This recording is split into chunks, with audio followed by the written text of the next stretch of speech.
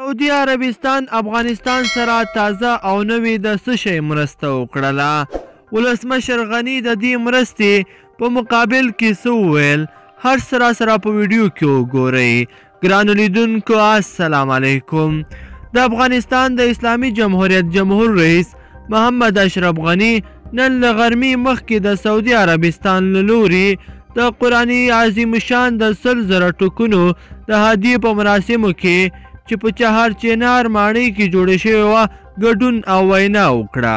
جمهور رئیس غني دغه مراسمو ته د وینا پر مهال له خادم حرمین شریفین او د سعودي پاچا سلمان بن عبدالعزیز آل سعود څخه د دغې ارزښتناکې او عظیمې ډالۍ مننه وکړه او همدارنګه یو ځل بیا د افغانستان د دولت او خلکو په استازیتوب خادم الحرمین شریفین ته د هغه د ورور د وفات له امله تسلیت ووایي.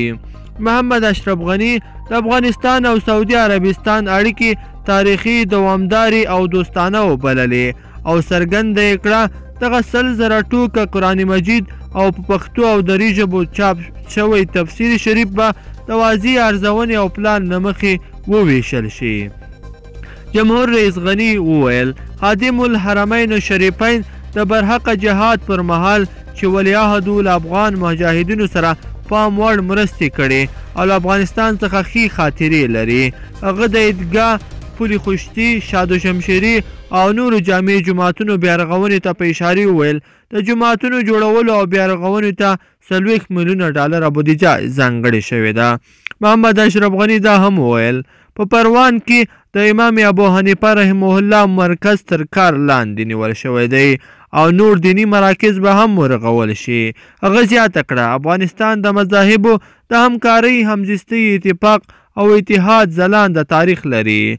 جمهور رئیس غني دا هم وویل علما د ټولنې په ثبات او رهبرۍ کې د پام وړ رول لري. د افغان علماو متفقه فتوای بسیاري او په سوله کې د دوی رول ارزښتناک وباله.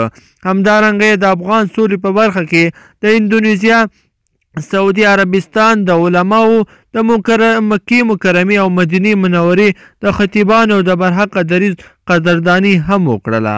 ګرانو لیدونکو په دې هیله چې ویډیو مو راسره تر پایه پورې کتلی وي. که چیرې مو ویډیو خوښه شوې وي نو درسره لایک کړئ او نورو ملګرو او دوستانو سره هم شریکه کړئ. مننه.